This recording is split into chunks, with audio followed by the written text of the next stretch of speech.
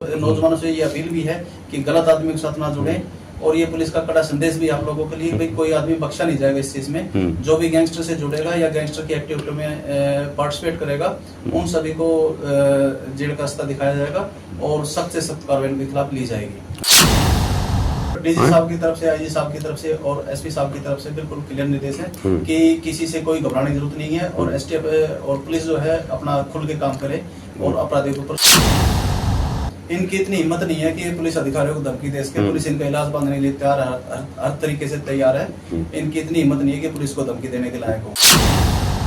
संदेश यही है कि भाई जो नौजवान लड़के हैं वो क्राइम की तरफ ना बढ़े और अपने शिक्षा की तरफ ध्यान दे, अपनी नौकरी की तरफ ध्यान दे, अपने व्यवसाय से जुड़े, लेकिन इन बदमाशों के साथ किसी तरह का कोई सहयोग ना करे। यदि कोई इनके साथ सहयोग करता है तो उसके खिलाफ पुलिस जो है सख्ती से एक्शन।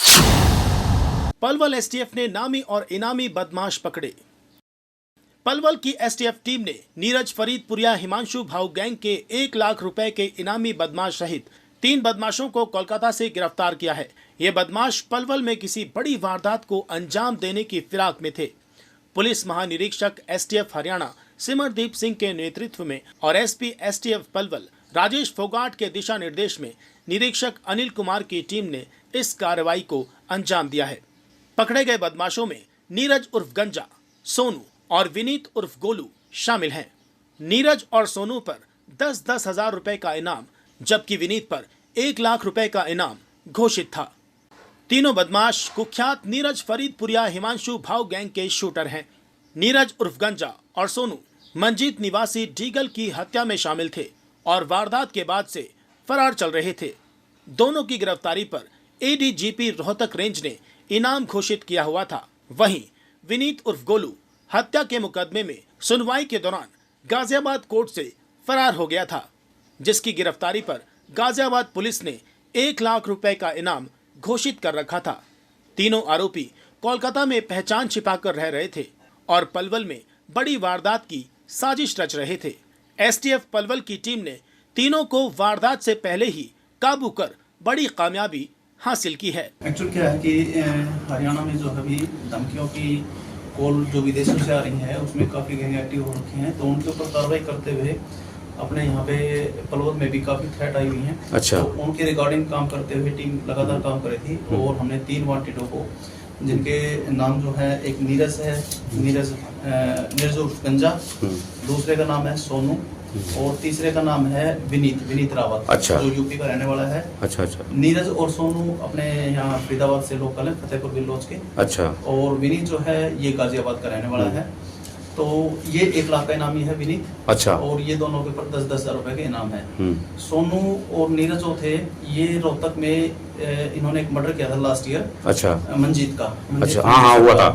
उस मर्डर के अंदर वांटेड थे और ये जो है गैंग से ताल्लुकात रखते हैं, जो फॉरेन बेस्ड है, मतलब फॉरेन में बैठे उनके जो आपका है, और उनके ऊपर कार्रवाई करते हुए मतलब वहाँ से वो इनको दिशा निर्देश और ये उनके लिए शूटर का काम करते हैं। अच्छा। तो एसटीएफ पलवल यूनिट अपने आईजी साहब सिमरदीप साहब के नेतृत्व में कार्य करते हुए, एसपी राजेश फोगाट साहब के नेतृत्व में कार्य करते हुए हमें जो गुप्त सूचना के आधार पर कार्रवाई की और कोलकाता से जाके हमने इन तीनों को राउंड अप किया। राउंड अप करने के बाद में हम इनको यहाँ पे लेकर आए और आज अदालत में पेश करके 8 दिन का पुलिस रिमांड लिया गया है। अच्छा। हाँ, इनसे खुलासा हुआ है कि ये कुछ ऐसी अंजाम, मतलब किसी वारदात को अंजाम देके फिरौती वगैरह रिगार्डिंग कुछ टेरर बनाना चाहते हैं, लेकिन इनको काबू किया गया। और इनसे जुड़ने वाले जो भी सदस्य होंगे सभी को, मतलब नौजवानों से ये अपील भी है कि गलत आदमी के साथ ना जुड़े। और ये पुलिस का कड़ा संदेश भी आप लोगों के लिए, भाई कोई आदमी बख्शा नहीं जाएगा इस चीज में। जो भी गैंगस्टर से जुड़ेगा या गैंगस्टर की एक्टिविटी में पार्टिसिपेट करेगा, उन सभी को जेल का रास्ता दिखाया जाएगा और सख्त से सख्त कार्रवाई के खिलाफ ली जाएगी। अच्छा। कोलकाता पुलिस ने हमारा बहुत अच्छा सहयोग किया और उनकी मदद से उनकी हेल्प भी दी गई हमें।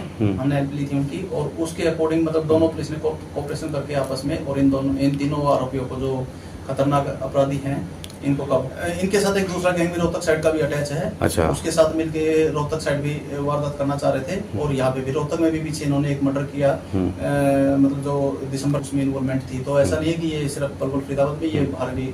हाँ बिल्कुल, डीजी साहब की तरफ से, आईजी साहब की तरफ से और एसपी साहब की तरफ से बिल्कुल क्लियर निर्देश है कि किसी से कोई घबराने की जरूरत नहीं है और एसटीएफ और पुलिस जो है अपना खुल के काम करे और अपराधियों के ऊपर। इनकी इतनी हिम्मत नहीं है कि ये पुलिस अधिकारियों को धमकी दे सके। पुलिस इनका इलाज बांधने के लिए तैयार है, हर तरीके से तैयार है। इनकी इतनी हिम्मत नहीं है कि पुलिस को धमकी देने के लायक हो। ठीक है सर। ये नॉर्मल आदमी को थोड़ा बहुत टेरर पैदा करना चाह रहे हैं, लेकिन उसके लिए पुलिस इनके संदेश यही है कि भाई जो नौजवान लड़के हैं वो क्राइम की तरफ ना बढ़े और अपने शिक्षा की तरफ ध्यान दे, अपनी नौकरी की तरफ ध्यान दे, अपने व्यवसाय से जुड़े, लेकिन इन बदमाशों के साथ किसी तरह का कोई सहयोग ना करे। यदि कोई इनके साथ सहयोग करता है तो उसके खिलाफ पुलिस जो है सख्ती से उनके लिए है, कोई जो भी इंफॉर्मेशन उनके पास आती है वो पुलिस के साथ शेयर करे और पुलिस उनकी पूरी मदद करेगी।